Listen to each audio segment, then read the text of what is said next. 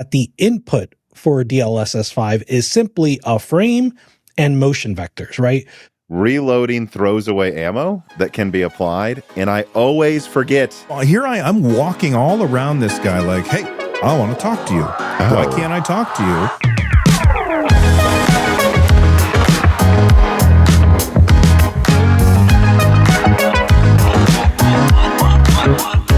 Welcome back to the NerdNest, everybody. I'm your host, Bill Fairchild, and we have a ton of stories to talk about today. Plus, we have another game of Place Your Bets and a special guest, Tom from Moore's Law. From Moore's Law is Dead. Welcome to the show, Tom. How's it going, man? Good. Thank you for having me on. I'm always excited to talk about anything having to do with tech. Yeah, and you talk a lot about tech on your channel. Can you tell everybody about it? Yeah, so I have a YouTube channel, Moore's Law is Dead. I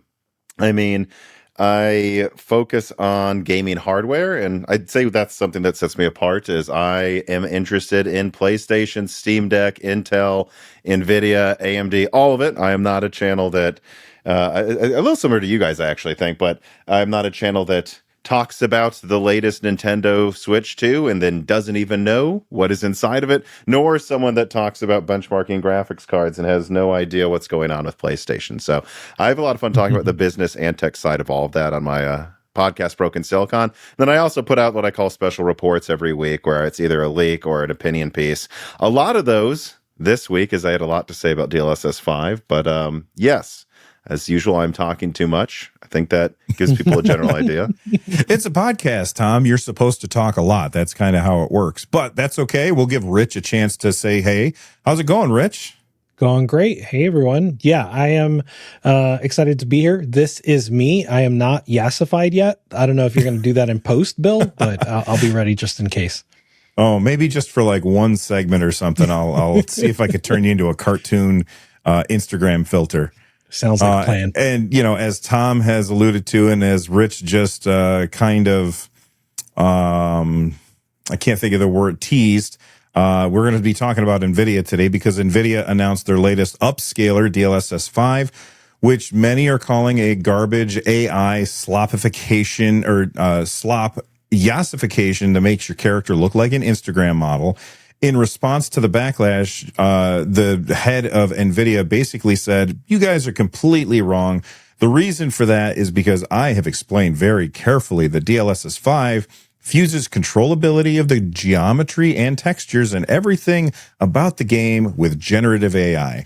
He also added that devs can fine-tune the AI and that it doesn't change the artistic control.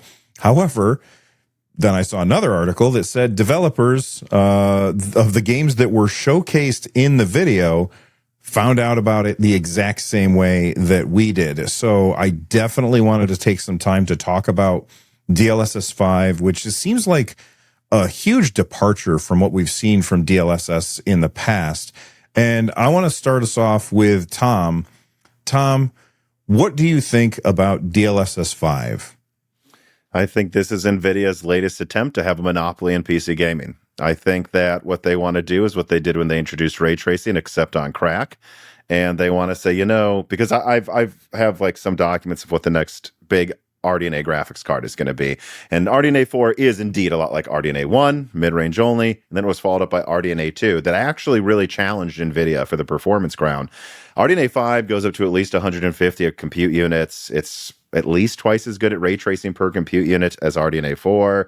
It could go up to 200 compute units in a 512-bit bus, although what I've seen is they might not give the full thing to the gamers, of course, but it's still, I mean, we're looking at something that's probably I don't want to be one of those guys that says this because this really got away from some channels a few years ago, but it genuinely could be 2 to 3 times faster than RDNA 4, but because RDNA 4 is only mid-range, and you know, if AMD comes out and they win ray tracing and raster, doesn't it just feel like something NVIDIA would do where they're like, well, we do neural rendering now, so who cares about ray tracing even? Right. And I feel like we're seeing Groundhog's Day of what they tried to do with the 2000 series.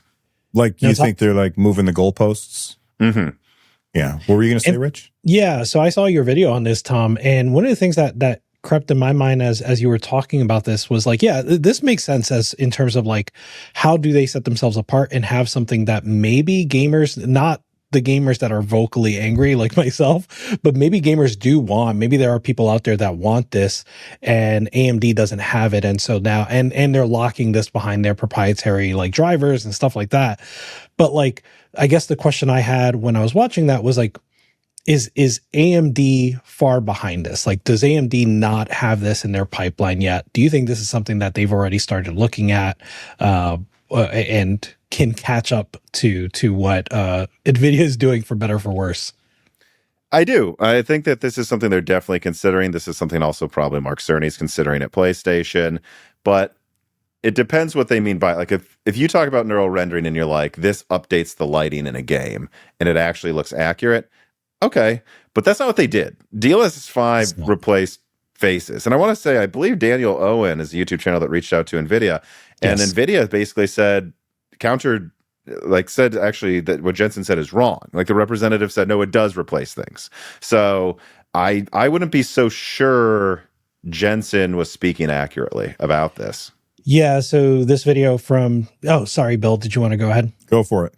This video from Daniel Owen, he was exchanging emails with, I forget the NVIDIA rep's name, but his name is, I think the first name is Jacob, but he was exchanging emails. And I don't think that Jacob said that it does replace things. No, but you're still right? I think the takeaway is the same, because what Jacob said was that the input for DLSS 5 is simply a frame and motion vectors, right? So the input is not geometry. The input is not PBR. The input is not lighting sources, right? The input is just a frame, and the generative AI is inferring all of these things, PBR, geometry, light sources, based on what the Gen AI can see in that frame.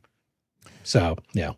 But he also said, because I didn't see that video, but I saw like a summary, and maybe I'm wrong about this, but I feel like the guy, Jacob, that you're talking about also said the system is aware of the geometry. So in order for it to work, it has to have the geometry like fed to it, but it's not altering the geometry. That's what I heard.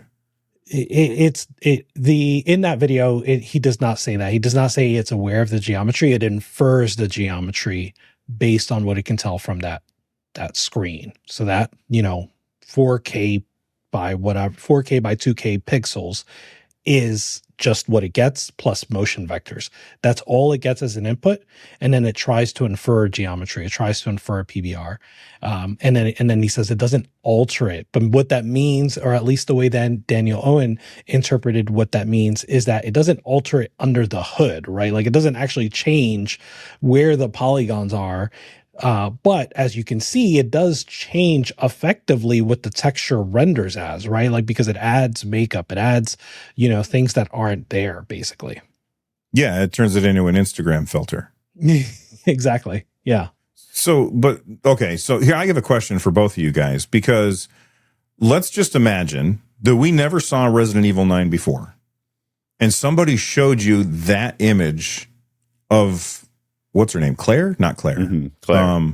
It is Claire. Okay. No, Grace. It's Grace. Grace. Thank you. Yeah, Claire's from the other games. If somebody showed you that image of Grace and you had nothing else to go on, would you look at that and be like, well, this looks like shit? Or would you be like, damn, that looks pretty cool? I'd say this looks like another AI girlfriend advertisement. Yeah. And here's the thing too, right? Like, I mean, like, some of the faces look good, right? That I don't think that is like, especially on the Starfield stuff, some of them do look good. I don't think the guy on the left in the Starfield thing where he was like raising one eyebrow. Right. And so like in that way, I can sort of see when Richard Ledbetter from Digital Foundry and Oliver McKenzie like did this without like probably without seeing anybody else's reactions, not just like the public's reactions, developers' reactions, but like even just other people that probably also got that demo. Maybe they got these demos separately. So all they had was each other. And like I can see how it is technically impressive that you can do this. That doesn't mean it's good, right? And so, but nonetheless, I think Grace, that still, her face does not look bad, although it does look like Tom said, like a Instagram filter or girlfriend, right? But it is completely out of place with that scene. So that would, if you're playing the game, you would probably catch on to that, whether you would know you catch on to it or not. Like it might feel discordant with the actual scene. Have either of you guys played the game? No, but I've heard how that scene opens. So I know how the scene goes, but no, I haven't seen it. Can I share my screen? Yeah, please. Let's see. Okay, good. This works how I thought it would. So I just want to be clear. This is what Grace looks like. This. She does not look like what NVIDIA showed. What NVIDIA showed was like some Xbox Series S crap. I don't know where they found those graphics that low. So Grace doesn't look better. Yes. Yeah, that was the other thing. Grace does not look better. Grace looks different. And it really actually annoys me quite a bit. Let me see here. I want to share another window here. And this is something that I was talking to a contributor at Moore's Law, Karen Osugata, about this. I think the initial reaction was just that it looks like AI slop and whatever. But I think it's time for us to move on to the second and third tiers of this follow-up argument where you go, no, guys, I've never seen Grace look this bad. I don't know where they found these settings. And I'm playing on a PlayStation 5 Pro. I'm not playing on path tracing mode, although it does have ray tracing on PlayStation 5 Pro. And I don't know where they got these Garbo graphics. And let us also remember that they needed two 5090s to do this. You mean to tell me, even if this, in some scenes, Grace doesn't maybe look as good, you're telling me that we couldn't, let me see this again.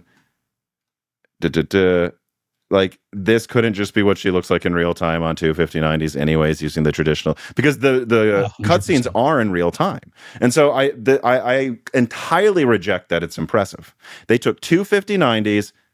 That other face looks no more impressive than this to me. It's just a different face. And I just think it's time for us to move beyond this, because what I believe NVIDIA is doing here is they know that, what percentage of their revenue is gaming? It's 5%. So I think it'd be a bad business decision for not half of the silicon to be for AI. And if it is for AI, they have to find a way to launder that performance to say it's for gamers when it's not. It's for their AI customers. 5090s are sold as professional cards for 10 grand. This is going to happen with the 6090. It will be probably sold for 20 grand or whatever it is, or more. I have no idea, actually, off the top of my head. And they're going to have to find a way to use that for something. It's the same with the optical flow crap in the 4090 to do multi-frame nonsense. It's because they had the optical flow accelerator for non-gaming uses, and they had to find a way to launder that as it being meant for gamers. None of this is meant for gamers. This is meant to be sold to people in the United Arab Emirates and then sold to China. That's what these cards are built for, and they have to find a way to justify it. The 2 5090s thing, I think, really strikes me because in those early discussions, there's a lot of letting NVIDIA off the hook of they plan to make it scalable by autumn. And I'm like, come on. To just one $3,000 graphics card? I mean, right. 100%. And so it's a little absurd that, and even in that Owen Wilson video, the NVIDIA Daniel Owen Wilson, Owen Wilson is an not actor. the guy who goes wow.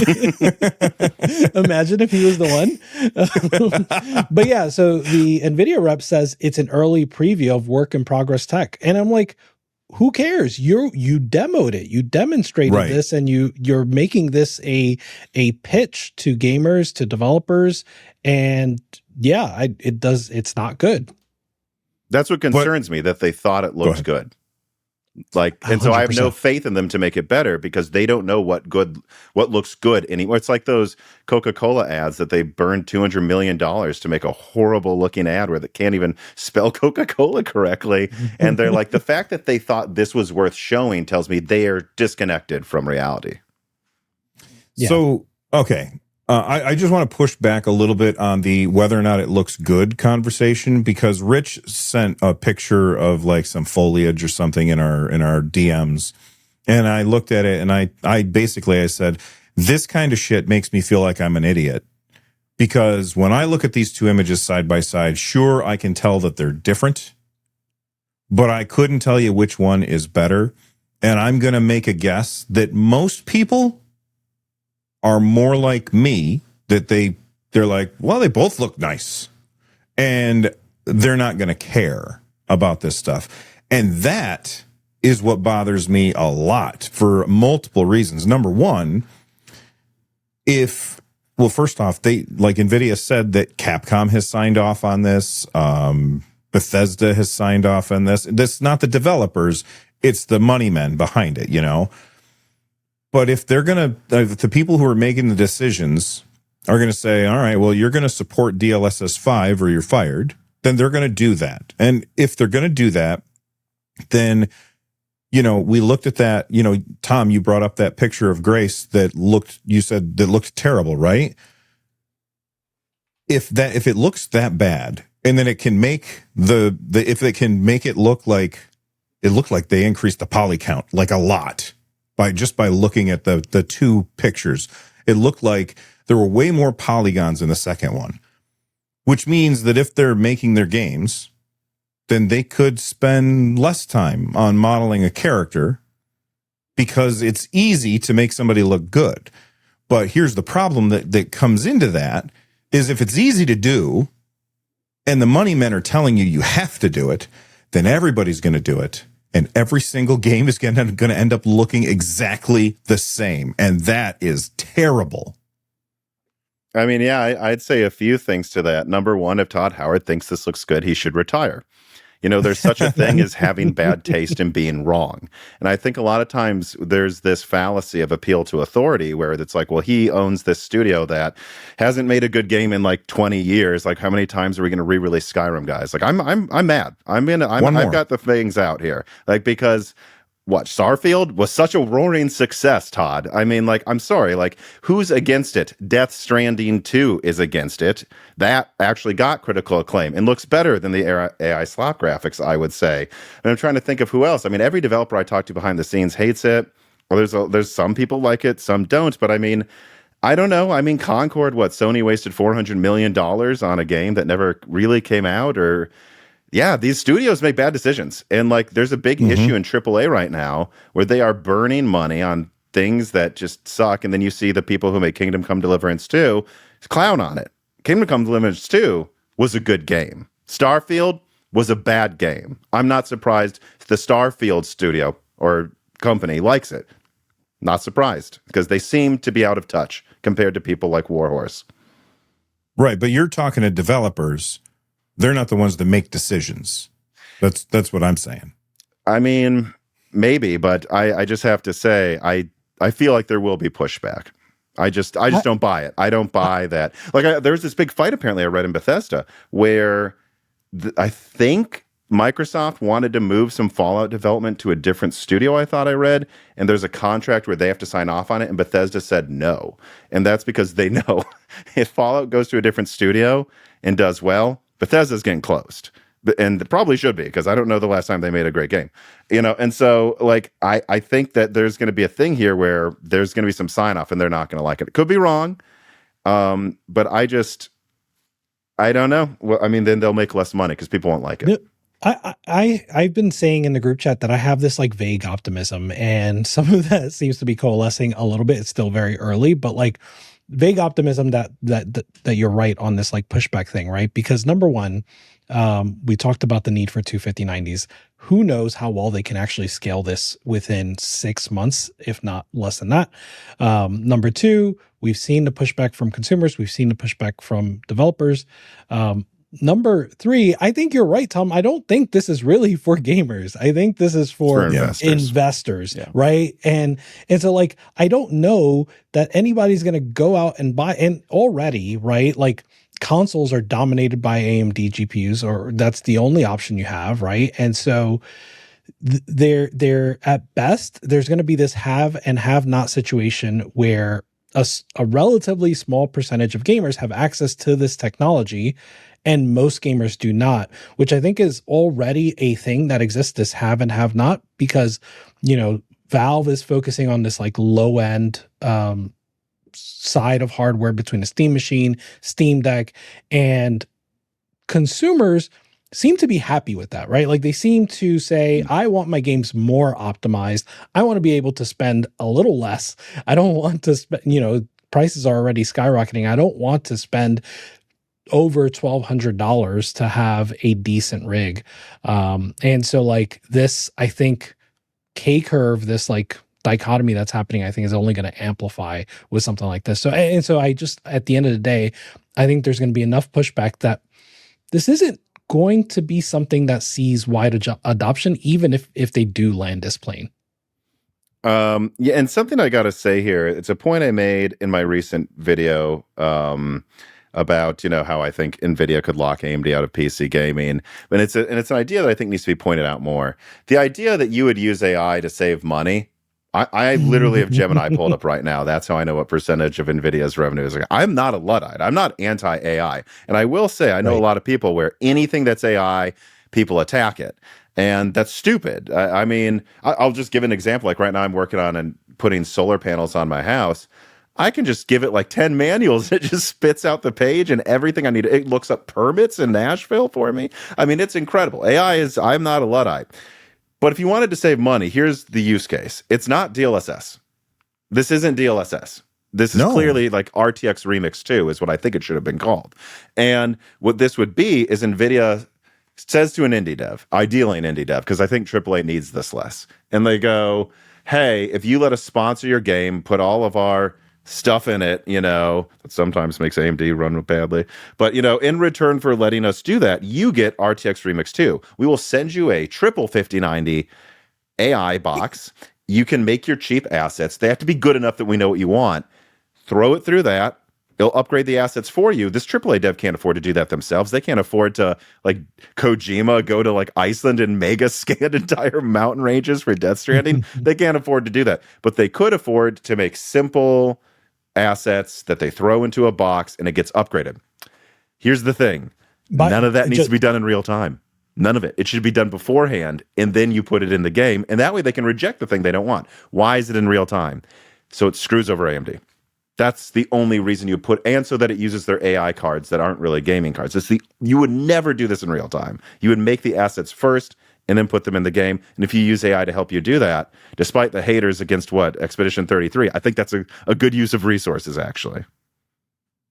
Yeah, like when you say it's a bad use of resources, like I definitely agree with you. And it like the idea that it's there, I think it's less that it's there to screw AMD, because I think, I mean, what percentage of the gaming market on PC does NVIDIA have? Like 95% or something? Yeah, I think those numbers are nonsense, though. AMD's gaming revenue is like a fourth of NVIDIA, and NVIDIA has double the margin. So someone math out how that equals 5%. How do you have a fourth the revenue? And and NVIDIA sells consoles. The Switch 2 is selling well. So I'm sorry, I don't know where people are getting these from. I see these headlines these days, but the math isn't mathing. And I actually have people on the Moore's Law team that broke down the revenue, and they're like, we think it's 20%. 30. So 20%. That's a big difference. Now, if you're in laptop, it's like what? Nothing now. But APUs count. I think APUs count. I think so. But I was thinking of just discrete graphics cards is what I was talking but people about. game on APUs now. I mean, look at Panther. Like it's stronger than a 4050. I mean, so I think all of that should, and Intel should count. Intel's APUs should count. But if we're talking just discrete, I think it's like 20%. I don't think it's 5%. Their revenue does not suggest it's that low. Right. Well, regardless, the thing that I think is, but it's not like it's negligible. What was that? They have most of the market, but it's not negligible. If it was negligible, no games would support Radeon. I mean, let's just be honest. If it was 4%, devs wouldn't have their game. Devs don't put their game on Mac. I mean, and that's like 30% or 20% of the market. So if Radeon was 4% of the market, I don't think their games would run on it. I mean, yeah. Well, anyway, what I was saying is that, really, like the reason that it's in real time, I think that the real reason is what you said, is far more that it helps them sell cards than anything else. Oh, sure. Either way. Right. Yeah. This is a way to make you have to get the new generation. Sure. Yeah.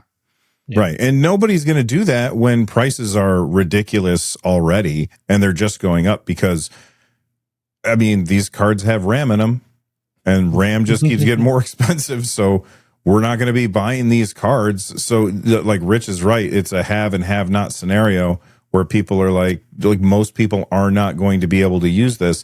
And then on top of that, you know, most people, I mean, not most people, but many people are just playing on console, and that's AMD, so it won't use it.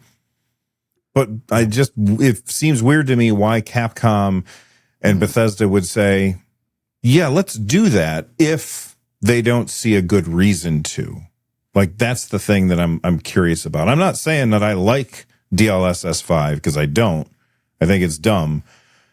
But why would they sign on for that? Why would they say, yeah, we're going to have our devs work on that? Rich, I see you're getting ready to say something. I think what you said earlier is partially it, right? This, number one, it's the suits that are making these claims, and I think if you ask the artists that help make these models and these textures, they're not going to respond the same way that the suits at Capcom did, right? Or the suits at Bethesda.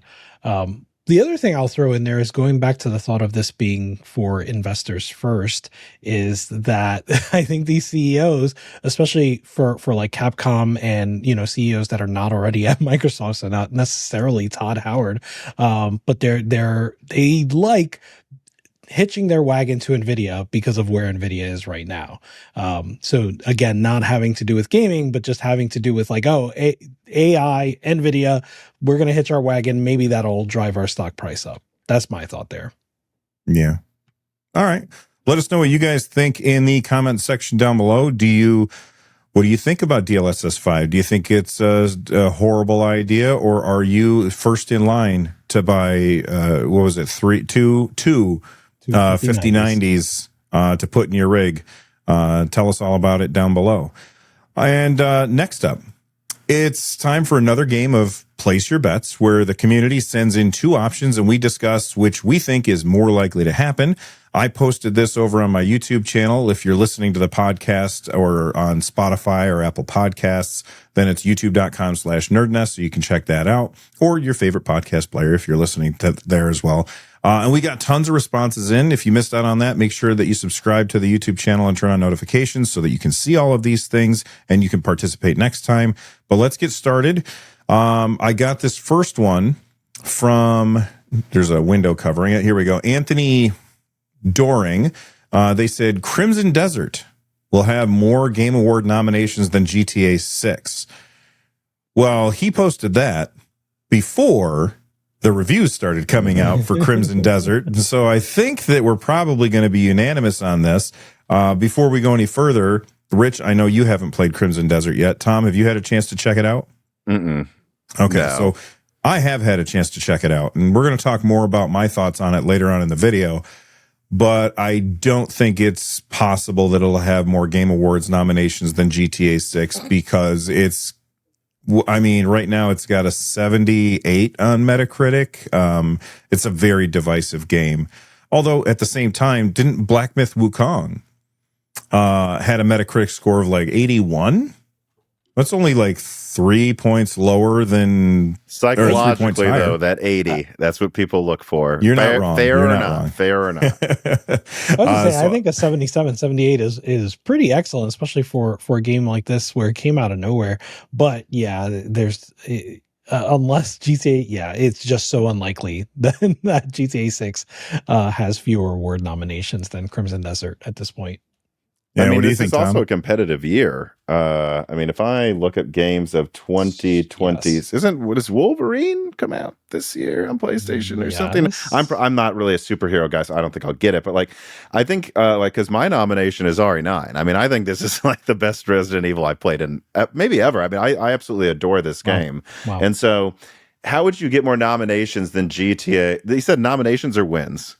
I don't think it's going to get almost any nominations, so I guess that doesn't really change my answer. But if it was wins, I would bet my house that this is wrong because it's not going to beat GTA 6, and if it gets something, it's kind of like, I don't know if you remember the third Lord of the Rings movie got cleaned up the Academy Awards, and then the guy for another very good movie, Master and Commander, came out and won an award, and he said, I would like to thank Lord of the Rings for not being in this category.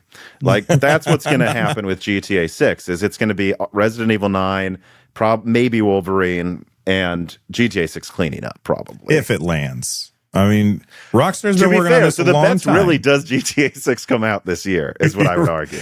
Well, oh no, I meant if right. GTA 6 is good. Because there's a good chance they could drop a stinker. I know that Rockstar makes games that everybody seems to love, I think they'll but go out it's of business possible if that did. it comes out and everybody's like, "Oh, this is not what we were hoping for." It's certainly possible. I just think at this point, the chances are that people will enjoy GTA 6. Whether or not I will like it, we'll see. But I think the chances are people will enjoy it, and it's going to have that prestige.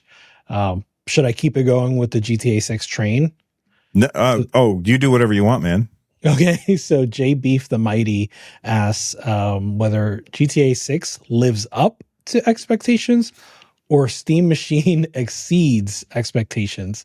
Tom, what do you think of that one? I'm not going to touch the GTA 6 thing. I'm a huge fan of GTA 5. I thought everything from the dialogue, it was hilarious. The gameplay was great.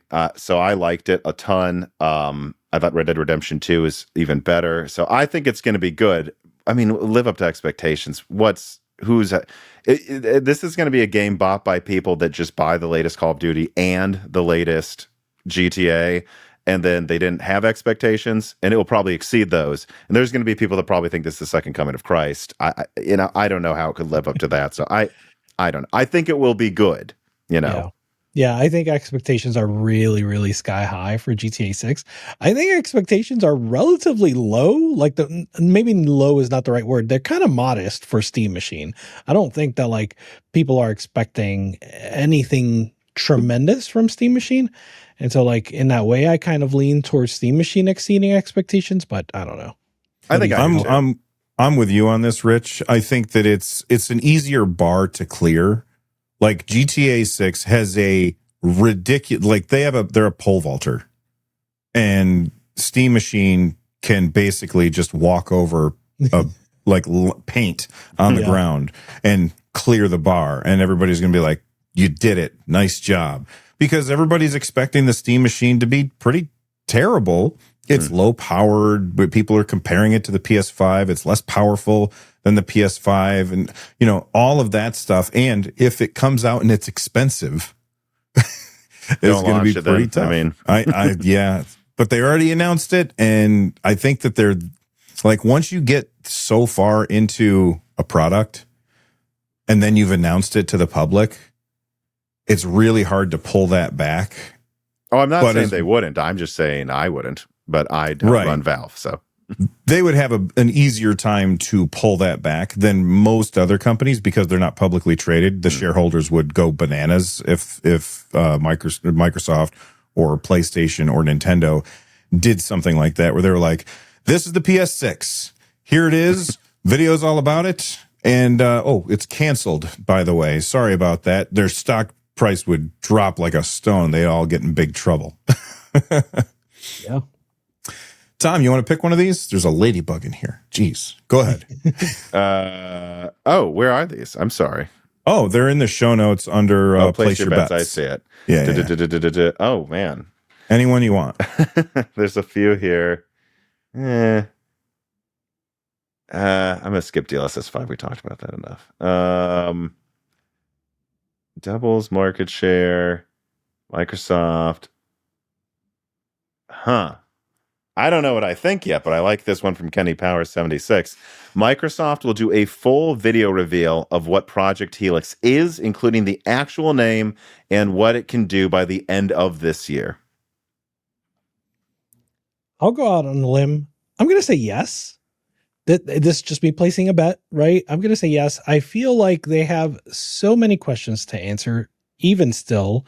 I think I know all the answers to all of those questions, except for the disc one.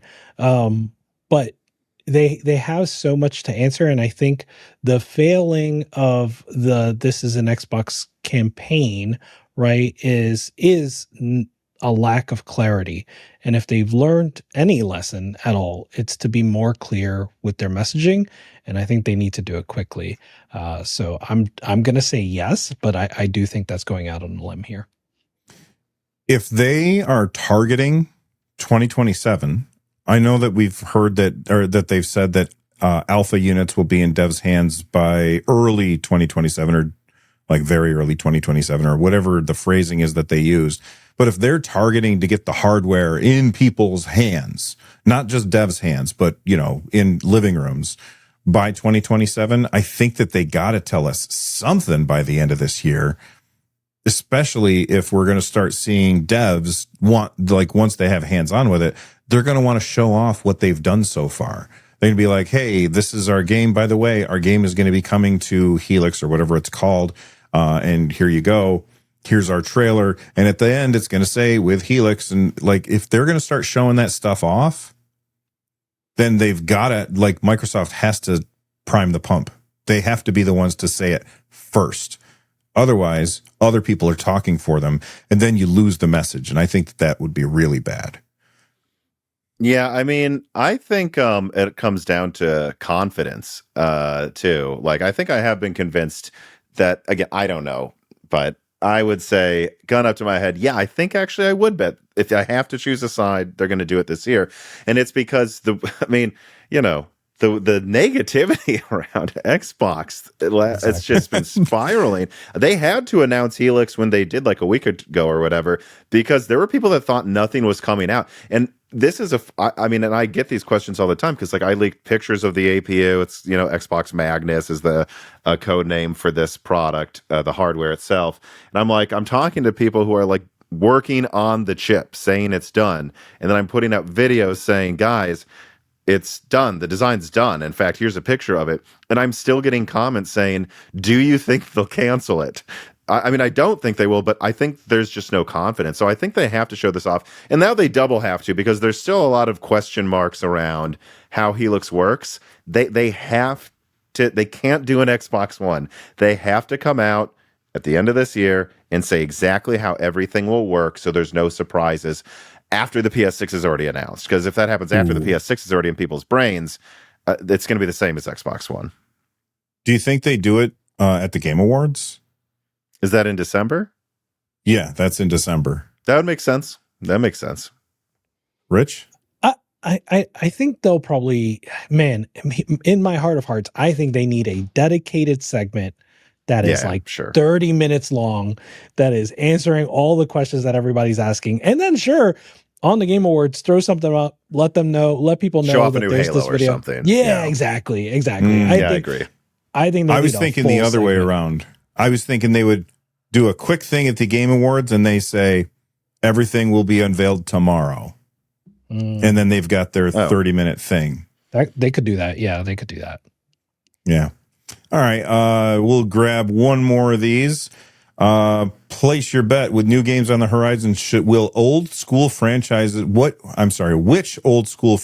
will be poised to make a comeback? Mega Man or Castlevania? Because we got a new Mega Man coming, and we've got a new Castlevania coming. Which one do you guys want to place your bet on? You only get one chip. You're going to put it on either Mega Man or some Belmont person. Tom? You're saying if, like, these haven't been announced, but which one do you think? Both have been announced. Are they both? Both have been announced? I think we got Mega Man 12, and then there was a new Castlevania. When was the new Castlevania announced? That's the thing. There are a few Castlevania. So the Mega Man is Mega Man Dual Override. The Castlevania. Oh, right. Yeah, which, I mean, it's effectively Mega Man 12. The Castlevania. I feel like we just had a new Castlevania, side-scrolling Castlevania is this announcement. Like a 3D? Is it still side-scrolling though? It's just a side-scroller. The new one will be. Yeah. I don't know. I mean, since they're both staying old school, my bet would be Castlevania. I just have a feeling that franchise has more stickiness today, and Mega Man's a little more niche. But I'll be honest, these are games I am not an expert on. That's fair. The Castlevania, by the way, Bill, are we talking about Belmont's Curse as the new one? I don't remember what it's called. There was a new one that I feel like. So Belmont's Curse was announced in February, and that's the one that's developed by Motion Twin. I just swore there was some other. Oh, yes, that's it. Motion Twin is making it, and they're the ones that made Dead Cells. Right, yeah, exactly. Dead Cells, yeah, which I freaking love that game. Yeah, well, my thought here is that, like, Castlevania low key has already come back, like between the Dead Cells, like DLC. Vampire Survivors DLC. That did have Castlevania, didn't it? Yeah. Yep. Yeah, that's true. And so like, yeah, Castlevania has been on the mind of folks, and then like to have Motion Twin be the people that do the next Castlevania game, like that's just something that is probably going to do well regardless in some way. Mega Man is probably the game I'm looking forward to more, but I think Mega Man has kind of a larger of a hill to climb right now than Castlevania does. So I'm putting my money on Castlevania. All right. And that's going to be it for this issue. I like it. Section. I don't know. Place your bets. Let us know what you guys think in the comments section down below. We're going to move on to the Steam Spring Sale. Valve's annual spring sale has sprung, and it knocked everybody over. It picked us back up. It took our wallets and shook us upside down until all of the money fell out. So let's talk about what we bought or what's in our carts right now. Rich, what's in your cart right now, or did you already buy it? I've got nothing. I'm actually not. I've got nothing. The problem is I've been spending too much already. I've been buying games like left and right. I just bought Crimson Desert. You did? Yeah. I bought it yesterday.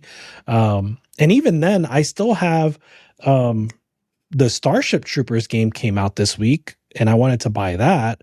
So yeah, I don't have anything on. I'll take a quick look, and I'll probably be convinced to buy a few things, but I'm going to listen to what you guys have, because I don't have anything in my cart yet. All right, I'm going to say what I have in my cart, and then maybe Tom will have a chance to add stuff to his cart if he hasn't yet. So first off, this is all in my cart, which means I still have decisions to make. And maybe you guys who are watching or listening can leave some comments about which ones I should maybe remove or keep. Number one is the Long Drive, currently 75% off. It's $4 frickin'. That is like this car survival game that I've heard nothing but wonderful things about. So I added that to my cart. Final Fantasy Tactics, The Invalid Chronicles for $34.99. That's only 30% off, so I'm kind of iffy on whether or not I'm going to pick that up.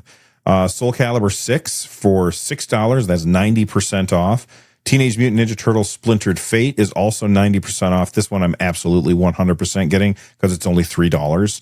And then the other one that I'm kind of iffy on, and hopefully Rich can convince me one way or the other, Marvel Cosmic Invasion is $20 right now, 35% off, which honestly, if you were to ask me, how much do you think Cosmic Invasion should be? I probably would have said price. Somewhere between $20 and $30. Or 20, or somewhere between $15 and $25 is what I meant to say. So $20 is right in the middle. Rich, any of those that you think I should get?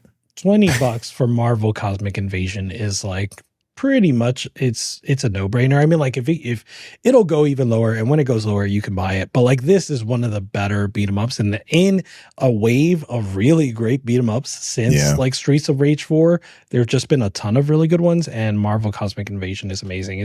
It kind of feels novel thanks to those like team up mechanics, and you can pick even just yourself. You can pick two characters and go in with two characters that you tag between.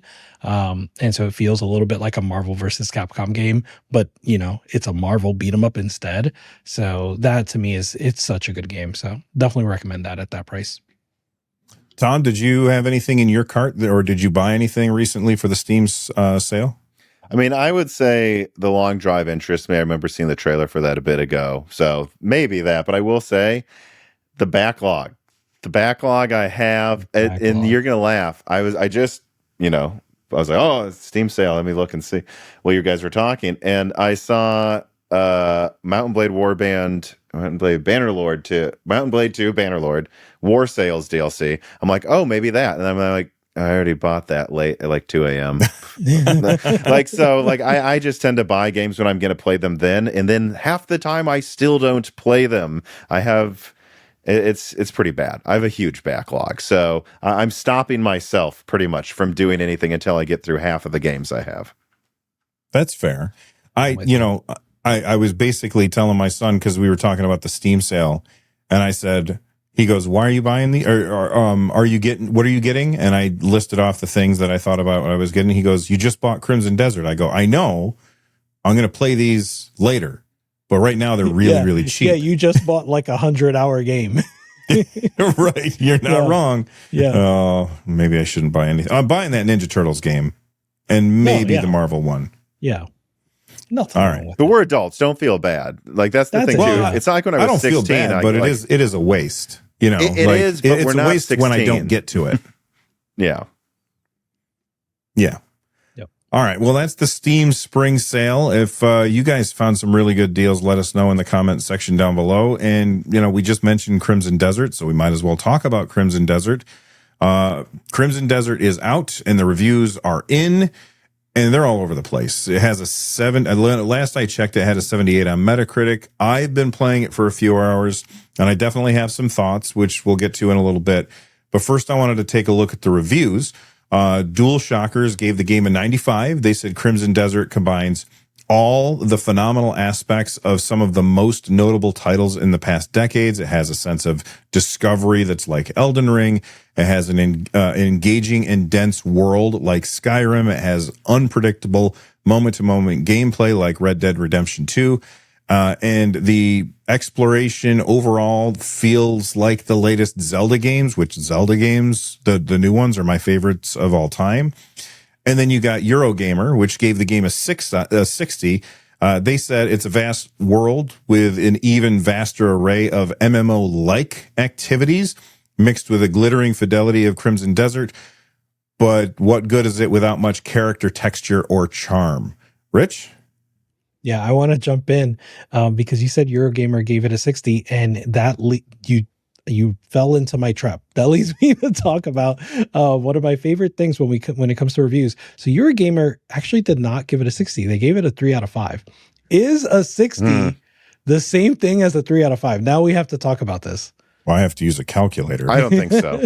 I think I agree. It's like if and it's like with a movie, is a 1 thumb up of 50%. No, 1 thumb up means it's kind of okay. Yeah. So yeah, I think you've convinced me that I don't. I mean, look, they're just, and that's the ineloquence of Metacritic stripping out all this info and trying to average it. Oh yeah, I don't like the numbered scores. I never give numbered scores for anything that I've ever talked about. Yeah.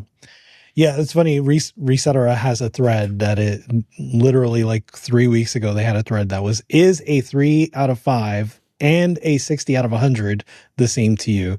And 26% voted, of course. 34% voted not at all. And 40% voted technically, but not really. So I think I would land with the third group. Technically, but not really. Yeah. Yeah, because I mean, when you divide it, that's what it comes out to. So like, it's funny, at work, in sort of office culture, there's often a 1 through 5 rating system when you do like self-rated performance, and a 3 is usually good, right? Like you're above the line. But like, if you take a test and you get a 60, that is trash. So yeah, it's nuanced for sure. Okay. See, when you say 3 out of 5 and you said 3 is good, I was like, it is? Like my reaction is, it is? Because that sounds terrible. Like, that, almost like if it's one of those things where these companies are always like, almost no one gets a 5, right? Yeah, but then if you're self-rating, I would always rate myself a 4. Yeah. You do your rating, and then they do your rating as well. And I often give myself a 4, I think, around there. But yeah, it's just funny. Well, I do want to talk a little bit about the game itself. I played it for 2.5 hours last night. I did not get a chance to play it today after work, but it is definitely on my list of what more to play this weekend and all of next week, and probably for a very long time, because it is very much like Zelda.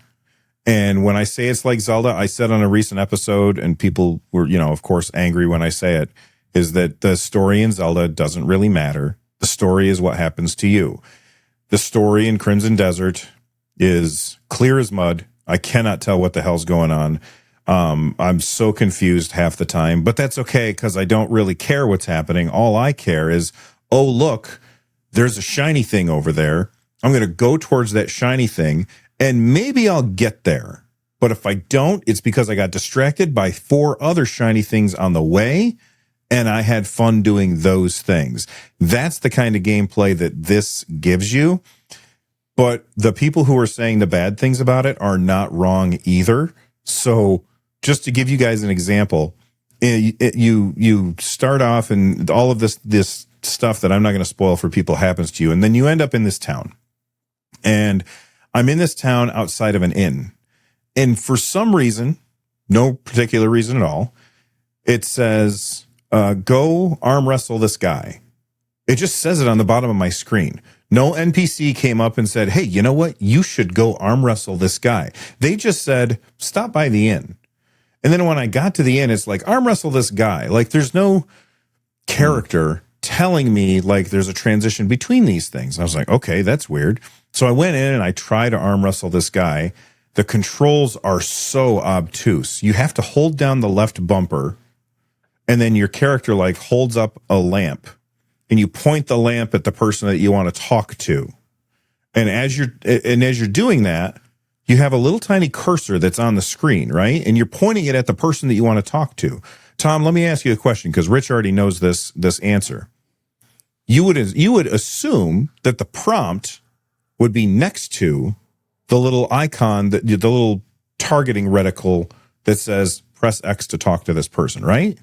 Probably. Yeah. It's at the bottom then or something? It's on the bottom right corner. Yeah. So here I'm walking all around this guy like, hey, I want to talk to you. Oh. Why can't I talk to you? But it's because I was like laser focused on the reticle pointing at this guy, but down in the bottom right corner on my TV, it says press X to start a conversation. I just didn't see it.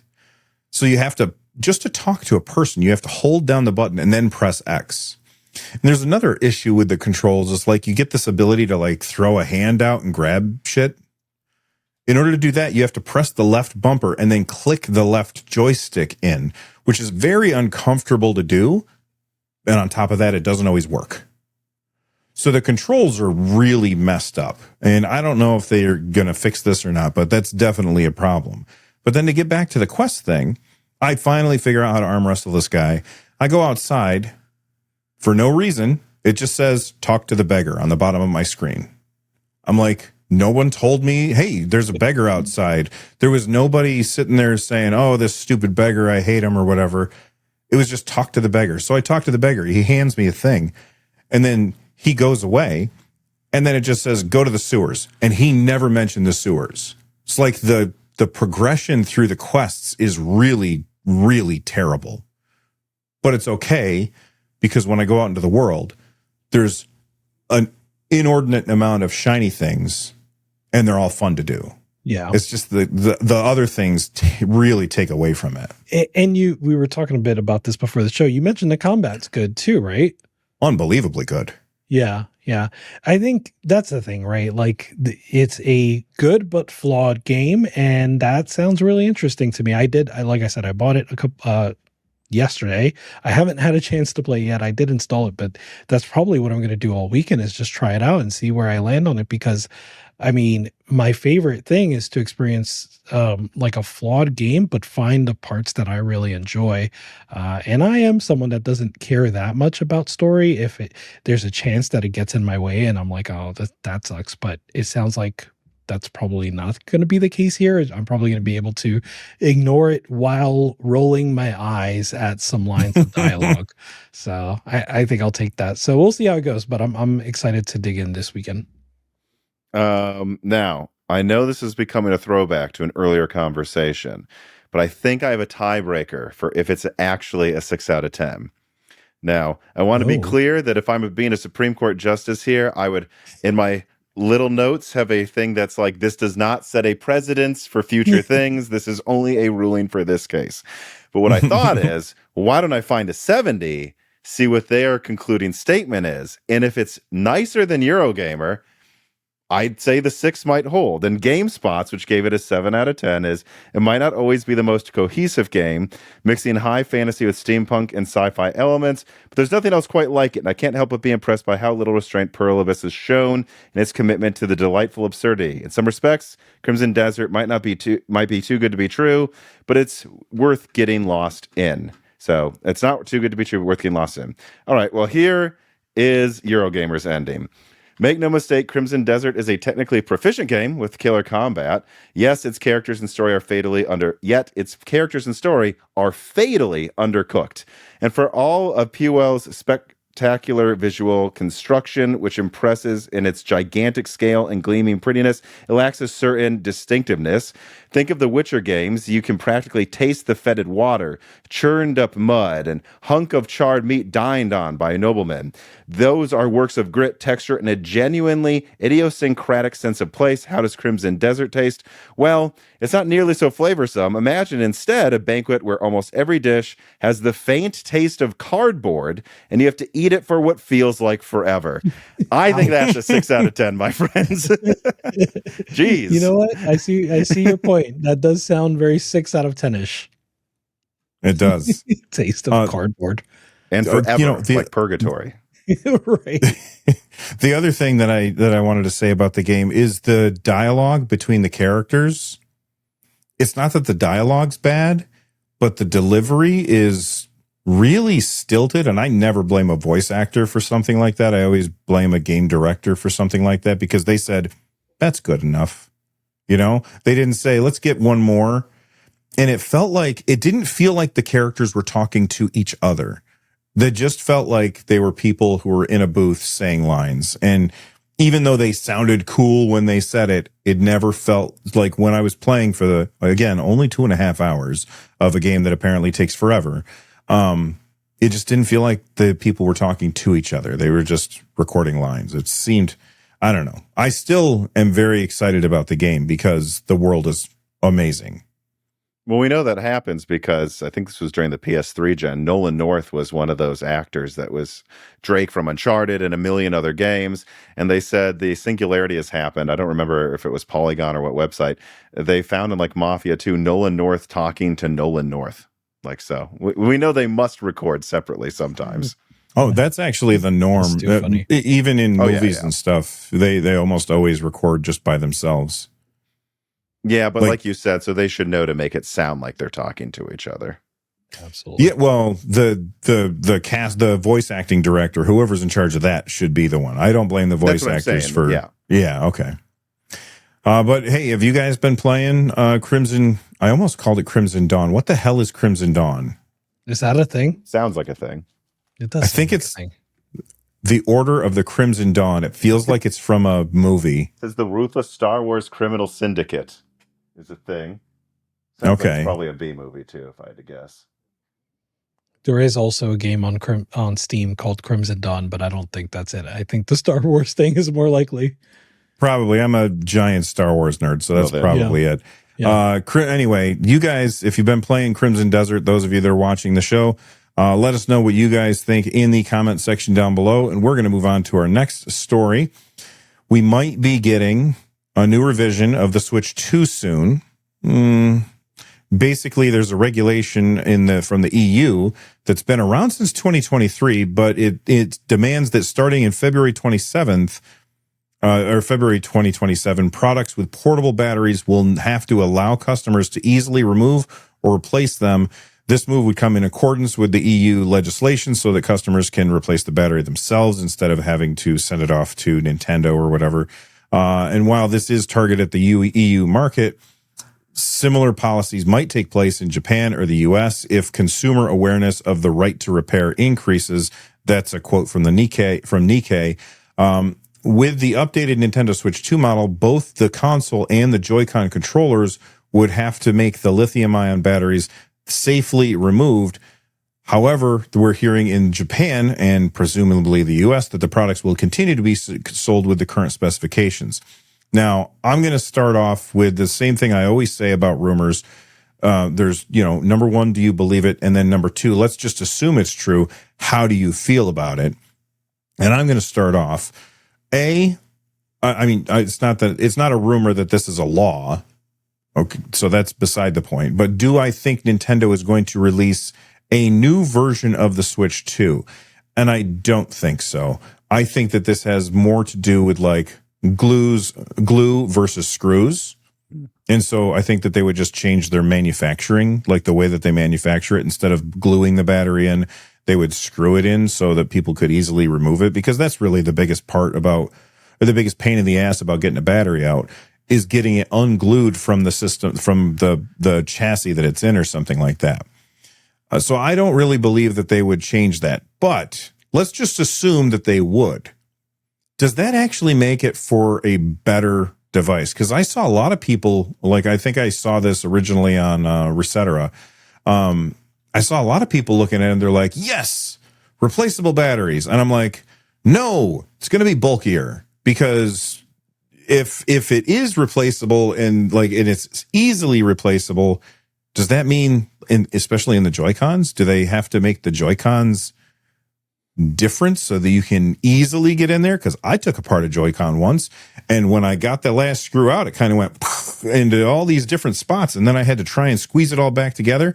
It ended up going in the trash because I was never able to repair it, and never got back together after I got it, because it's just, the parts are just too freaking small. Sounds like they should have made it easier to repair, Bill. Yeah, but that would make it bigger. Like, okay, look at my phone.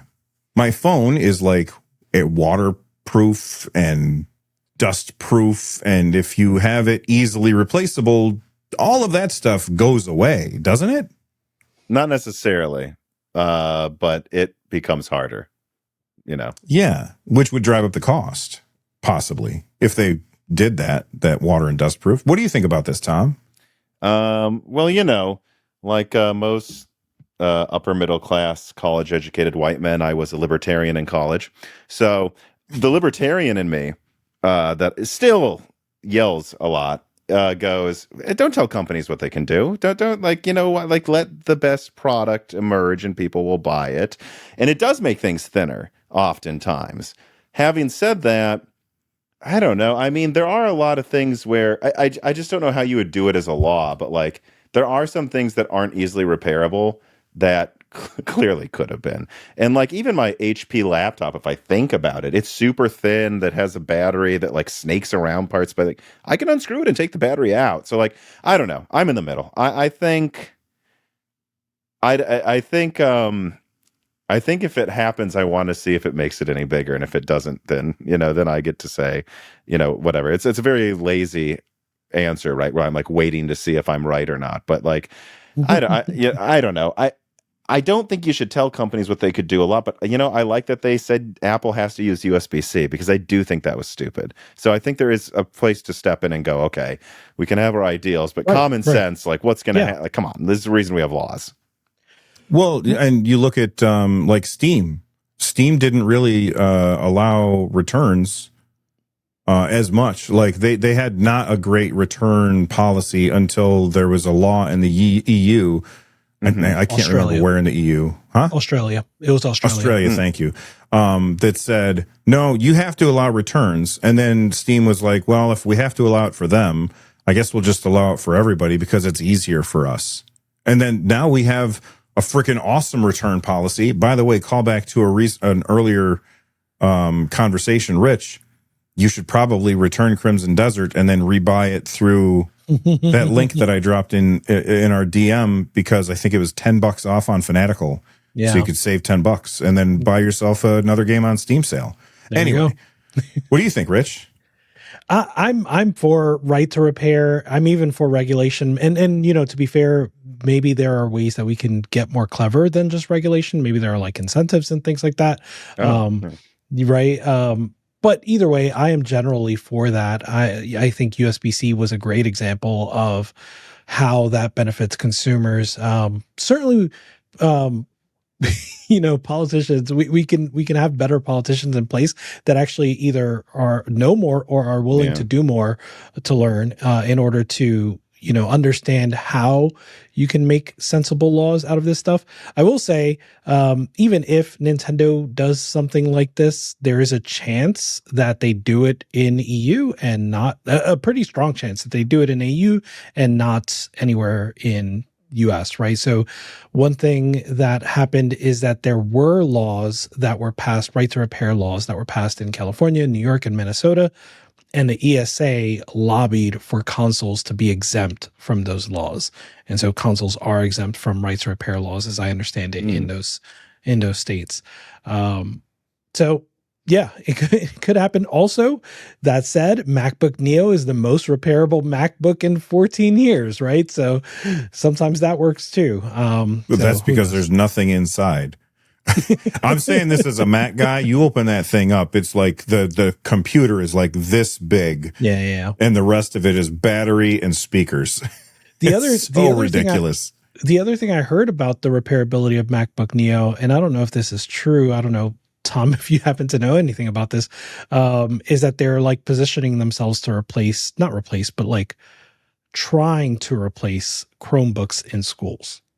I don't know about in schools, but I think they're just trying to give all cheap laptops a run for their money. And it's hard to argue with it. I mean, if it works, it works. And it's, there's good like Hawk Point Windows laptops. There used to be with like 16, 32 gigs of RAM. There really aren't right now.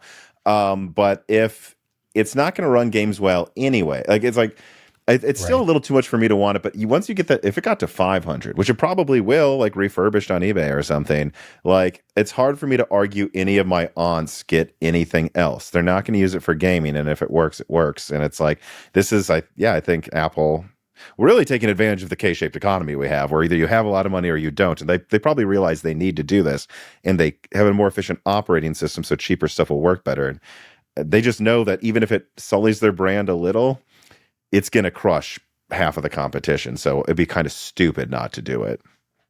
Obviously this is not what we were talking about, which is totally fine. But I don't think that there's a chance that it sullies the brand. If anything, it's going to bring in a lot of people who've never used a Mac before. And they're going to be like, geez, this is really good. Like, this is pretty fantastic, especially for $500. Like if they get the cheaper one without the fingerprint reader, they're going to be like, isn't it $500 for the cheaper one, or is it $600? I think it's $500, right? I don't know, but I do think he'll do very well. And I think you're right. Yeah, it probably will make people go, maybe the next one I get's $1,000 or something. Well, that's what I was about to say, is they're going to, like, the reason that you do this is because right now you look at the Mac lineup and the ladder of devices that you can buy starts way up here, right? So you got to reach up, and it's hard to climb a ladder if the first rung is at head level. So you got to put a rung a little bit further down so that you have somewhere to put your feet. And then as soon as you got your foot on the ladder, then you look up at the next rung and you're like, I could get this $600 device, or I could get the next tier up. And the next tier up has a little bit more of this and a little bit more of that. And so you climb up one more rung, and then you look at the next rung up, and you're like, ooh, I could increase the RAM on this for this. And next thing you know, you got a $4,000 laptop. Yeah. Yep. I'm going to combine, I'm going to call back here and combine some of the things we were just talking about, because I found the thing I was saying about the education market, and it's actually on ifixit.com. And this calls back to Bill 500 or 600. It's $500 for schools, $600 for everyone else, the cheapest Neo. And so it says, Apple is clearly trying to position this laptop squarely in the education market. As such, Neo keyboards can expect to see a fair bit of juice at $499 for schools and $599 for everyone else. The Neo is aimed at the same broad space currently dominated by Chromebooks, which are used in 93% of American K-12 schools.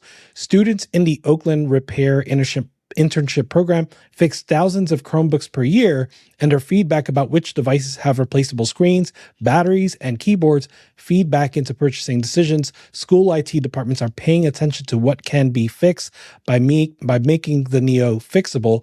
Apple stands to take a slice of the Chromebook education pie, and where it isn't replacing a Chromebook, it is now arguably king of the $500 laptop hill. I will say that there's a problem with that, real quick. And that's that I work in a school, and I see what the kids do to these Chromebooks. Like literally, I was in school yesterday or today, and I looked at a kid's Chromebook and I said, "What did you do?" It was held together with tape. Okay. Yeah, but if a Chromebook is 500 and a Neo's 500, I bet the Neo's right, got but better the problem build quality. is it's aluminum, and plastic doesn't dent. Aluminum dents up like crazy.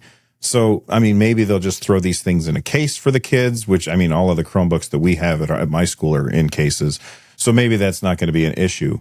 But does it stop working? Because I had a MacBook Air, and yes, I sold it on Craigslist, and it did have dents, but the guy bought it. That's true. They do just work forever.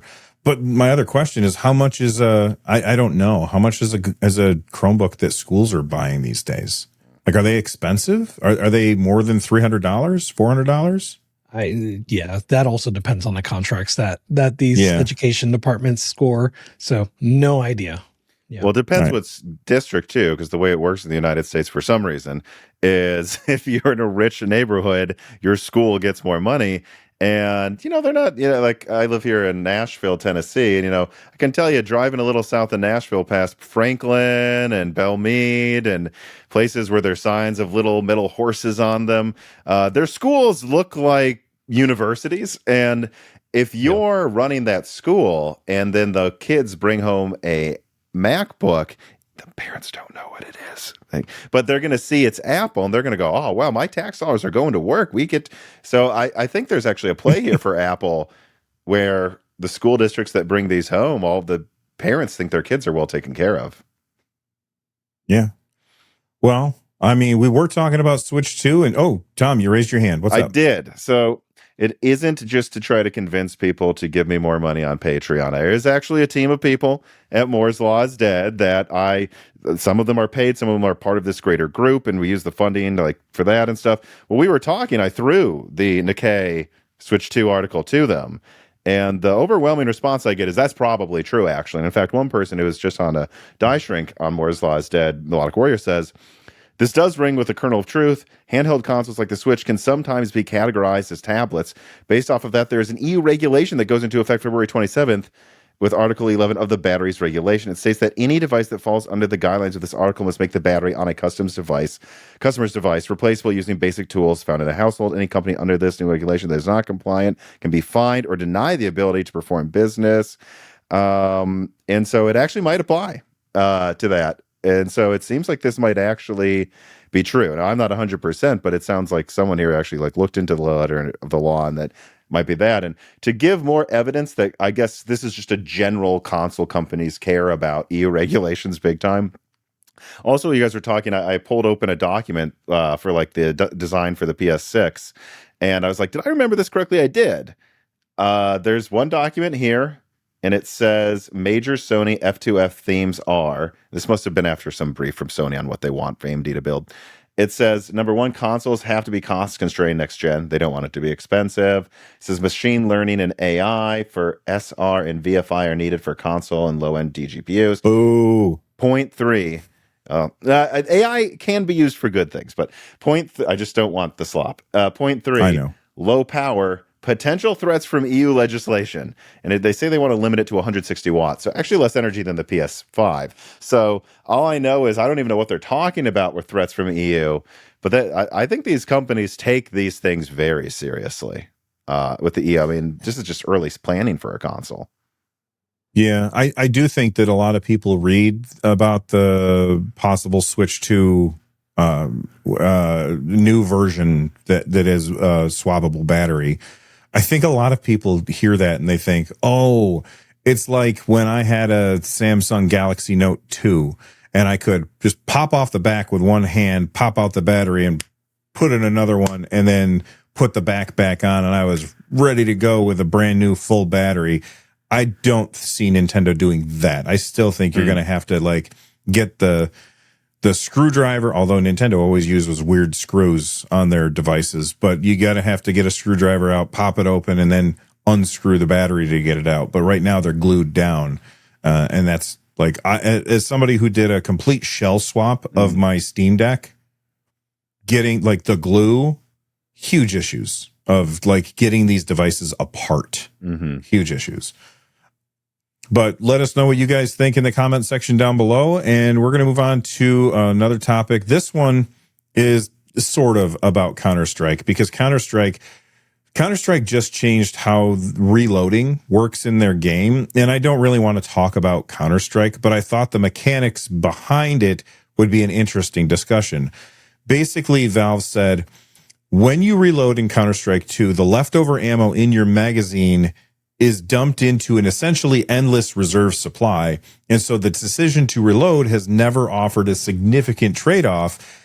In a safe position with enough time, you might reload after firing a single bullet or half a magazine, and after firing down to empty, and the rest of the world would be completely unaffected. They wouldn't know what thing you did. Mm-hmm. And I don't care about Counter-Strike 2. I haven't played Counter-Strike in years. But this reloading mechanic is something that has recently bothered me, because in Marathon, which is a good game that nobody's playing, which is unfortunate. My best friend's playing Marathon. Oh, it's great. I'm having a blast with it. And I definitely think it's not fair to say, no one's playing it. I was being exaggerating. Yeah. But in Marathon, you have multiple gun types. You got light ammo, heavy ammo, and then energy ammo, and there's some other stuff too. But with the light ammo, I can shoot 2 bullets, reload, and I don't lose any bullets that way. With an energy weapon, if I reload early, I am punished for it because I lose the shots that I didn't shoot. And that's something that you have to know when you're playing Marathon. And that is something that makes me, even though I think I like the feel of the energy weapons, I don't use them, because I have developed a habit after years of playing shooters of, if I have a moment, I'm reloading.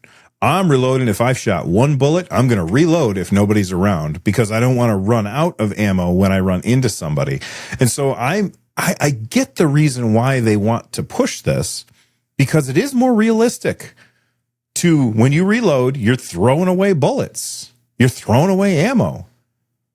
But I think it's less fun. And, there's that old design paradigm where you have to decide between realism and fun. And sometimes you got to ditch the realism in order to have the fun. And I'm just curious where you guys land on this. Rich, where do you land on this? I know you like shooters a lot.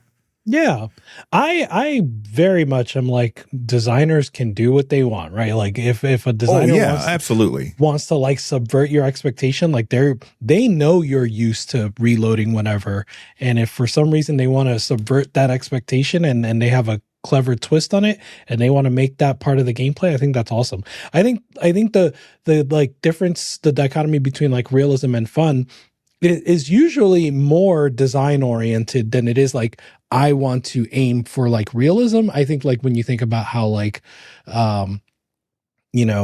Grace balance? or well, I was going to say in terms of Resident Evil, right?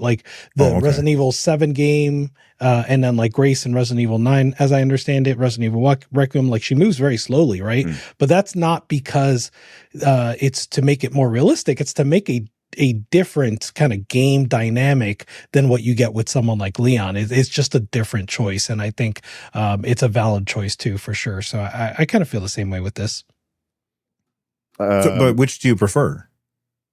I don't know. I don't mind either one. I think they're both cool. All right. Fair enough. Yeah. Tom? So I would say I feel your pain. I don't know if you guys have ever played The Last of Us No Return. It's a roguelike addition to it. And so it's randomized. Oh, no. There's different factions that can appear. There's 15 or 20 maps they choose from. It's very interesting. And there's 20 characters to play as. But and then there's modifiers. And one of the modifiers is reloading throws away ammo that can be applied. And I always forget before the first time, even though I read it, even though I saw that's what the next level is going to be. And so and that's a game where the ammo is quite limited. So I feel your pain on that, but I don't know. I mean, if I think of I played Counter-Strike 5 times. It seems like it's a good game, but I'm not a huge Counter-Strike head. Having said that, I used to play SOCOM a lot. And SOCOM honestly kind of copied Counter-Strike, and it was just third-person Counter-Strike there's other bells and whistles. It's not complete copying, but very similar gameplay. And the way it worked in that game is you had like 5 mags for most of your guns, and you switched between them. So you wouldn't throw it away, but let's say you're holding, an L85 and you fire 20 rounds, then you reload. Cool, you have 30 rounds, but the fifth time you reload, it's going to put a 10-round mag in there. So you're like, if I can use this up, I probably should use this up on this guy who doesn't see me right now so that I don't have these. But then if you're in a kinetic firefight, you don't care. Just give me the next mag. So I don't know. I think there's different ways of doing this. And so you throw away ammo now and you reload. That's what they changed it to, you're saying. Yeah. Yeah, I mean, Counter-Strike's a very tactical game, so I think it works. It is. But, there's going to be a lot of people accidentally doing this. I'm just thinking about the amount of people that are, especially if you're like esports, you've probably played this 2,000 hours or more, maybe 10,000. Like, you're not going to remember this for a year. It's going to take a year for this to become muscle memory. So I don't know. I think the devs can do whatever they want. My question would be, and I wonder if anyone's asked this to them, why now, after 20 years or whatever, Counter-Strikes have been out? I mean, it's not just Counter-Strike 2. Like, why now? Yeah, the game is old. It's really old. And It's old. you're not wrong, Tom. The muscle memory is huge with games like this. For me, it's every shooter. Every shooter I reload as soon as I can. Every single shooter. And I just do that automatically. And of course, I agree. Devs can do whatever they want. It's their games. It doesn't bother me when a dev does do the reload where it throws away ammo. I'm not upset at the dev. I'm pissed at myself because I can't control the reload button. I'm just like, I hit X. I got to hit X every time I can. You know what I mean? Yeah, I feel like if they wanted to punish this, I don't know. What if it's louder and slower to reload the more ammo that's in it? And that way there is a punishment, but you didn't just screw over 20 years of getting used to this. I think that would be a really cool. But you know what? Let us know what you guys think in the comments down below.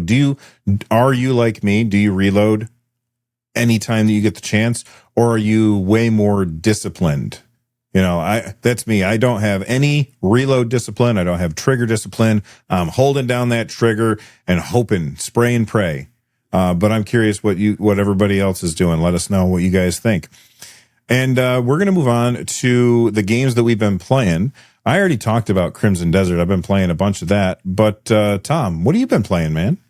Resident Evil 9. But I brought it up a few times. It's pretty rare that I get a game and it actually sticks with me. I'm like 30 minutes into Ghost of Tsushima. No, not Yotai. Tsushima. I got that, and then I don't know. I haven't. I'm trying to think of I'm like 5 hours into Stellar Blade.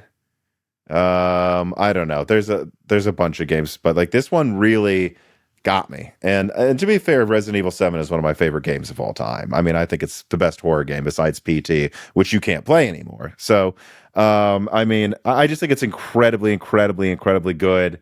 I mean, it's the best parts of 7 and 5 and 4. That is what it is. It's the best. Whatever you liked about 4 or 8, it's better versions of that. Like the crafting and the weapons store systems for both Grace and Leon is incredibly creative. I just got through a level. It's not a spoiler. Leon's area is kind of like Seattle in The Last of Us Part 2. It just suddenly becomes an open world game in Raccoon City. And so then you're little camps you go back to, and you get credits for killing zombies because supposedly the Raccoon City Guard were paid by how many they killed, and you find one. That's how they justify you just getting points for killing zombies. Then you go back to a store and you can buy upgrades for your weapons. And so you're just constantly going out as Leon and coming back. And one area I found was a skyscraper that had fallen over. And that meant that the entire floor we were walking on was glass panes. And so I'm fighting zombies and shooting the glass out from under them, deciding, should I do it now? Amazing. And then, but if I shoot it out now, this makes my path to the end of this room longer. Harder, so you're all of these decisions you have to make. And I could come up with a dozen other examples of creative gameplay loops they came up with. It's 10 out of 10. This is my game of the year so far. And Grace is also incredibly good. It's 7, but they turned down the horror just enough that I have less anxiety when I turn on the game, which I think was probably because 7 was like terrifying. I mean, 7 was insane. I mean, I couldn't play for more than an hour. It was ridiculous.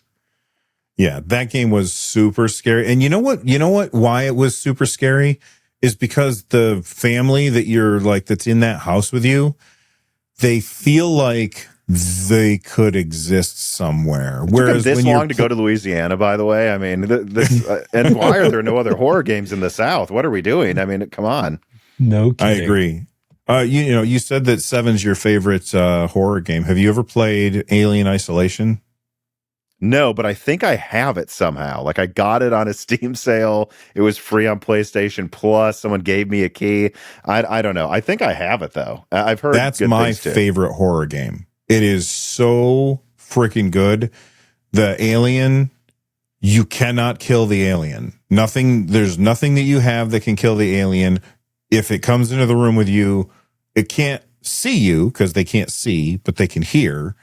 You have to hide, and you like hide under tables, or you hide in a closet, and like the alien comes up and starts sniffing at the holes in the locker, and you have to like back up and hold your breath and hope that it doesn't open up the locker and kill you.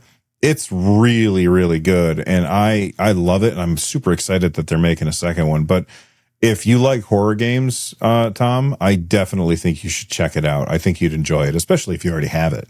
Let me give you another fun one, though, too. Have you guys ever seen the movie Barbarian? No. Well, so anyone who has will know what I'm talking about. There's a dungeon area where you play as Grace that's Barbarian, and there's a limited amount of fuses, and the monster is scared of light. And so you have to decide, do I want this room to be lit up or that room to be lit up when I run back? And if I don't light up that room, if I leave this room, it's very easy for me to sit here and save in the safe area. But also I should probably leave that one in the distance. But I know now, if I go there, there's a 50-50 chance she'll try to get me. Also, there's, by the way, like a 1 out of 20 chance zombies can explode into monsters, and you never know when it's going to happen. So there's all these corpses you leave around the mansion. At any point, one of them will have its head explode and turn into a blister head, and it is not the same every time. You can say, I tried it. I was like, I don't want to waste ammo, so I reloaded, and it didn't do it. So you don't know. I don't know. And that's crazy. Different from Resident Evil 4 Remake, where like when you would shoot the dudes and the stuff would pop out of their head, right? Because that was scripted. This is random. So you kill an enemy, and unless you pop their head before, that's how you kill them with a headshot. They fall on the ground, and there's, of course, tons of backtracking in Resident Evil, going and getting puzzles and stuff.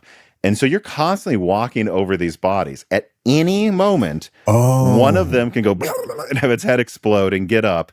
And if you kill it again, it shoots blood everywhere, and any blood that touches any other bodies, they all get up and become blister heads. So now you have to decide, do I really want to backtrack through this room? Because there's a 1 in 20 chance one of those things will turn into a demon. And if I kill it in the wrong corner, it creates more of them. So again, I'm just giving an idea of like, this is the most creative Resident Evil 2. Amazing. My son has 100%ed, like he platinumed it on PlayStation, and he loved every second of it. He's been singing its praises to me nonstop. It's definitely one that I want to play, but I think I've convinced my wife that like she should sit down and I'll play, and we can like, she likes watching me play it. Actually, my girlfriend likes watching me play it. She's like excited to watch it, probably because Leon's so hot, but I mean it's fun for her. But so when I played 7, my wife would watch me play 7, and I was like you said, you can only play it for about an hour, and then you're like, good God, I got to step away from this. It's too intense. But then my wife would be like, we need to play that again. And I'm like, baby, I don't think I want to play it right now. I'm not ready yet. Because it's different when the controller's in your hand. I don't know why, but it is. It's way more scary. Have you played it in VR? So I have Resident Evil 8, and I have PSVR 2. And that had a PS, like that has a VR integration. And when I played it in VR, my wife was in the room, and I was doing the beginning where I'm like, where right after the car crash and you're walking through the woods. And when you get like past that path, and then there's just a shed, right? And I walked up to the door of the shed, and in VR, it looks so realistic. Like you almost feel like, is this a real thing that they filmed? It looks so freaking good. It's so close to photorealistic, especially when there's no characters on the screen, you know? And I'm just sitting there looking at it, and my wife is like, are you going to go? And I go, I don't want to. It's too real. And so I took the headset off and I was like, I'm not playing this in VR. And then my son came upstairs. He put it on. He's just running through everything. Bam, bam, bam. And he's like, this is nothing. Yeah, I played a Resident Evil 7 DLC in VR. I think it was... You're crazy.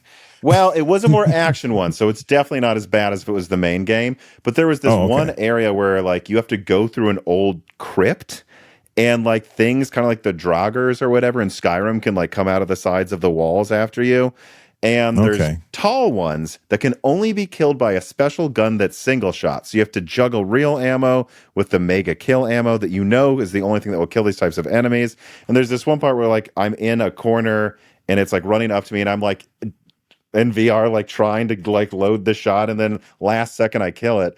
And of course, it was on PS4, of course, because that's where the VR was at the time to play that game. And I uploaded that video, and you can see in the video like me breathing heavily. Like you can see my camera bobbing right after I kill him, and like shaking my head, like, good God, I just this close to not living. Like it is just, it's very intense. It's very intense. Wow, it is. And if you had said to me, VR is going to make this so intense that you will nope out after without seeing a single monster other than a couple of crows, like I would have said, come on, man. It can't be that realistic or that. Yeah, the crows scared me. Yeah. They did. What's the word I'm looking for where something's like really jump scare? Visceral. No. What's that? Visceral?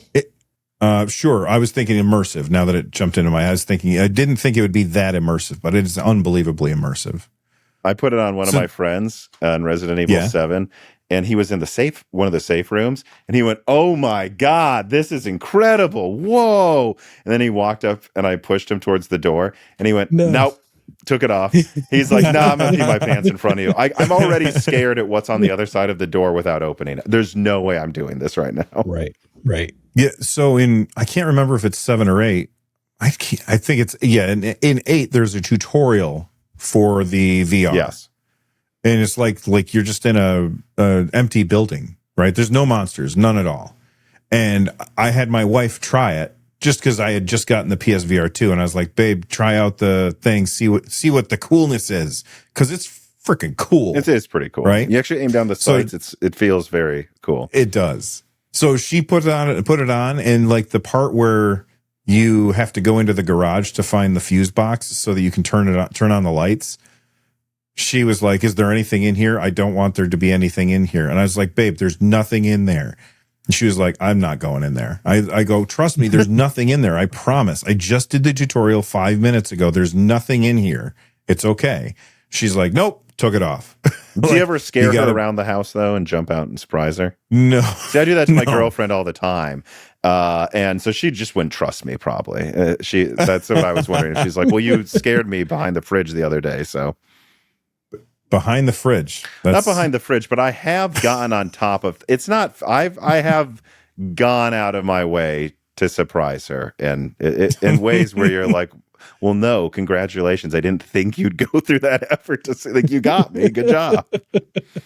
Has she reciprocated yet, or this is all you at this point? No, she hasn't. Now that I think about it, I don't think. No. Yeah. I'm the scary person. Tom's girlfriend, if you're watching this, scare him. Next time he's doing something, just sneak up behind him and scare the hell out of him. There you go. We've been talking about Resident Evil, but we're going to talk about more Resident Evil because, Rich, you've been playing Resident Evil. Yes. So I was going to like buy Requiem day one, and I was like, you know what? I haven't finished. I did play 2, I did play 4, but I never finished the remake of 2 and the remake of 4. And so I was like, I might as well do that. I understand that there's some callbacks, let's say, to these games. So I did finish Resident Evil 2 remake. It was excellent. Still holds Very up. good. Yeah. It's so good. It's so dang good. Mr. X is awesome. Just a really good like foil to kind of what you were saying earlier, Tom, about like backtracking, because you might not want to risk going back into the police station knowing that Mr. X might be waiting for you somewhere in one of those rooms. So yeah, that was really good. Resident Evil 4, even better. Like, man, if Resident Evil 9 builds on this, because I'm about halfway through now, and I'm already like at the point where I think this is one of my top games of all time. Like, it's probably going to land somewhere in that top 10. But Resident Evil 4 Remake is just so good. I remember really enjoying the original, and I think it was in the castle where like things really ramped up for me. So Resident Evil 4 is broken up into 3 acts, essentially: the village, the castle, and the island. And when I got to the castle in the original, man, it just blew my mind. And I'm having the same experience with the remake. And so, yeah, I'm digging it. I can't wait. After this, I will play 7, and I will get to Requiem by the end of the year for sure, because I need to get there. So I'm trying to remember where I left off in Resident Evil 4 Remake. I was in a boss fight, and I'm saved like right before the boss fight, and I'm really low on ammo. And so every time I play it, I'm like, nope, I failed again. And then it just makes me, and I guess I could go back to an earlier save, but it just ticks me off that I don't have enough ammo and I screwed it up. And so then I stopped playing. Maybe And it's the one where there's like multiple vertical levels, and like you have to run up the stairs to get away from, because he's going to attack down here. Yeah. How close to the end of the game am I? It sounds, it depends on, so have you entered the castle? Do you remember feels a like castle? it's a castle. Like there's, okay. It feels like I'm in a castle. I may not have gotten to the point that you're talking about. Oh, so okay. There's a boss at the end of Act 1 where you enter a shed, and in that shed there's a lower level, and you climb a ladder to an upper level. Oh no, this is not it. Do you remember that? Do you remember that fight? Okay. Yeah. All right, cool. Yeah. Yeah. So I don't know which fight you're talking about. Somebody in the comments will know, and they'll tell me, and they'll be like, get back in there. It'll probably be Jimmy. Jimmy will yell at me for not finishing it, because he yelled at me for not finishing Jimmy too, will definitely tell you. Yeah. I know. I don't finish games. I start games. But if you're in the castle, you're probably the castle is chapter 7 to chapter 11, and there are 16 chapters. So there's a whole act after the castle. All right. Well, I got a lot more to go then, I guess. Yeah. All right. Well, let us know in the comments what games you've been playing and where the hell I am in my playthrough of Resident Evil 4 Remake. Thank you guys for hanging out with us before we leave. We got to find out what Tom's working on. Tom, what kind of videos you got coming up next, man? Well, I mean, after putting out 5 things about DLSS 5 this week, I don't really know what. Well, I guess I'll say this. Probably next week. Not probably. I know, right? I'm going to have Leo from Kit Guru on, and he will have just finished reviewing a bunch of Arrow Lake refresh stuff. And so we will be talking about that. And then otherwise, I mean, on Tuesdays is when Broken Silicons come out. This is the news episode. Every other week I have a guest on, like Rich. Every other week I will then have a news recap of the past 2 weeks, because I was very worried when I started this there wouldn't be enough news that was interesting. Like, I didn't just want to talk about a Geekbench leak about like Zen's, like what, like that's all we have to talk about. And if it's 2 weeks, there's always hours of stuff to discuss. So that's what's going to come out this Tuesday, and we will be talking about, it seems like it's upscaling bonanza. It's PSSR 2, FSR 4.1, DLSS 5, Steam Machine begging for RAM. That will be one of the stories on there. And then there will be some Zen 6 leaks and some stuff about Xbox Helix as well. So that is what's coming out next week on Moore's Law is Dead. Yeah, and that's youtube.com/Moore's Law is Dead. Make sure that you guys go over there and subscribe. Or if you click on the subscribe button down below, it might pop up a thing for him, and you can just click on that. But either way, there'll be a link down below the like button so that you can go and find his stuff. Rich, you've been playing a bunch of Resident Evil.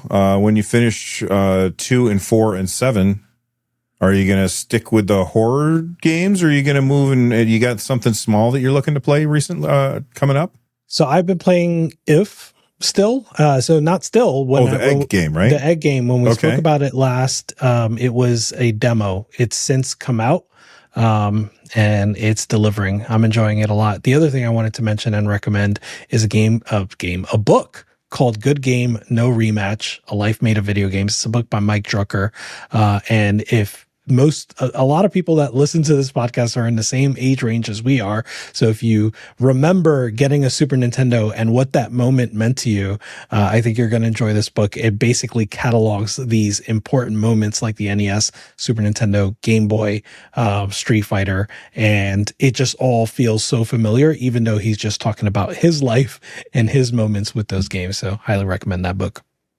Next week on the NerdNest podcast, we're going to kind of recap our experiences getting hands-on with the Super Nintendo for the first time, because Rich just inspired me. And I've got a hell of a story about my first experience with the Super Nintendo, because that is one of my all-time favorite consoles.